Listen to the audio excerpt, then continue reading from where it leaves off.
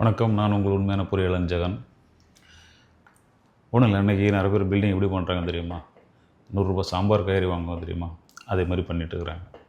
அதே மாதிரி நிறைய கிளையண்ட் இருக்கிறாங்க. சரியா?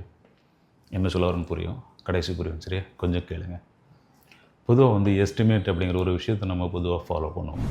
இந்த எஸ்டிமேட் நம்ம ஏன் ஃபாலோ பண்ணுறோம் அப்படின்னு பார்த்தீங்கன்னா, அது உண்மையான மதிப்பு என்ன அப்படின்னு தெரியறதுக்காக வேண்டி. இது எங்கெங்கெல்லாம் தேவைப்படும் பார்த்தீங்கன்னா, பொதுவாக நம்ம ஒரு பில்டிங் நம்ம கட்ட போகிறோம் அப்படின்னா அது அப்ரூவல் வாங்க போகிறோம்னு வச்சுக்கிங்களேன். அந்த அப்ரூவல் வாங்க போகும்போது அந்த எஸ்டிமேட் பொதுவாக நம்ம கொடுத்தா மட்டும்தான் நமக்கு அப்ரூவல் கிடைக்கும். நிறைய பேர் நினச்சிட்டு இருக்கிறாங்கன்னா, ஒரு ட்ராயிங் போட்டு கொடுத்தா போதும் கிடச்சி நினச்சிட்டு இருக்கிறாங்க. அப்படி இல்லை. ஸோ அதில் அந்த பில்டிங்கோட மதிப்பெண் அப்படிங்கிறது கண்டிப்பாக காட்டணும்.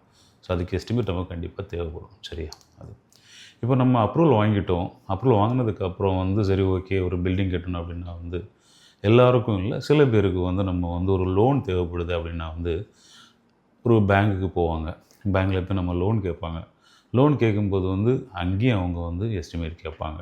ஸோ அதனோட மதிப்பு என்ன அப்படிங்கிற எஸ்டிமேட் ஒரு நல்ல ஒரு ரெஜிஸ்டர்ட் இன்ஜினியர்கிட்ட போய் நீங்கள் கேட்டு வாங்கிட்டு வாங்க அப்படின்னு சொல்லுவாங்க. ஸோ அதுக்கும் நம்ம அதுக்கான மதிப்பு கொடுக்கணும். சரியா? இதெல்லாம் பண்ணிக்கிட்டு பில்டிங் கட்டுவாங்க தெரியுமா? பில்டிங் கட்ட போகும்போது ஸ்கொயர் ஃபீட்டுக்கு இவ்வளோ ரேட் அப்படின்னு சொல்லிட்டு ஈஸியாக முடிச்சுட்டு போயிடுவாங்க. யாருமே அந்த ஸ்கொயர் ஃபீட்டுக்கு ரேட்னு ஃபிக்ஸ் பண்ணுறாங்கல்ல, அது சரியாக தப்பான்னு புரிஞ்சுக்கிறதில்ல. அதாவது அப்ரூவல் வாங்கும்போது எஸ்டிமேட் கொடுக்குறோம், ப்ளஸ் ஒரு லோன் வாங்கும்போது எஸ்டிமேட் கொடுக்குறோம். ஆனால் இங்கே பண்ணும்போது நமக்கு என்ன பண்ண போகிறோம் அப்படின்னு நிறைய பேர் புரிஞ்சுக்கிறதில்ல. இது என்ன அப்படின்னா, நம்ம நிறைய பில்டிங், அதாவது ஒரு கவர்மெண்ட் பில்டிங் பண்ணுறாங்க, இல்லை கவர்மெண்ட் ப்ராஜெக்ட் பண்ணுறாங்க அப்படின்னா, அங்கே கண்டிப்பாக எஸ்டிமேட் கண்டிப்பாக கொடுத்தாகணும். எஸ்டிமேட் ஃபார்மேட்டில் தான் அவங்க பில்லுமே பே பண்ணுவாங்க. சரியா?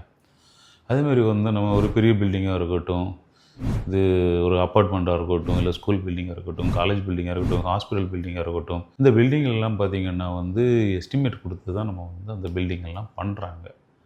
சரியா? இங்கே எங்கே என்ன நடக்குதுன்னு பார்த்திங்கன்னா, அதாவது நடுத்தர மக்கள், நிறைய மக்கள் தெரியாமல் என்ன பண்ணுறாங்க அப்படின்னா நான் சொன்னேன் இல்லையா, ₹100க்கு சாம்பார் காய்கறி சொன்னேன், அதே மாதிரி பண்ணிகிட்டு இருக்கிறாங்க. அவங்களோட வீடோட வேல்யூ அவ்வளோ நினைக்கிறாங்கன்னு நினைக்கிறேன். இப்போ அவங்களுக்கு, அப்படிப்பட்ட மக்களுக்கு புரிகிற மாதிரி நான் ஒரு விஷயம் சொல்கிறேன். இப்போ நீங்கள் ₹100க்கு சாம்பார் காய்கறி வாங்குவீங்க. அதே இது ₹1000 சாம்பார் காய்கறி வாங்குவீங்களா? ஏன் வாங்க மாட்டீங்க? கொஞ்சமாக திங்க் பண்ணி பாருங்கள். நான் சொல்கிற விஷயத்துக்கான அர்த்தம் கண்டிப்பாக புரியும். Okay, thank you.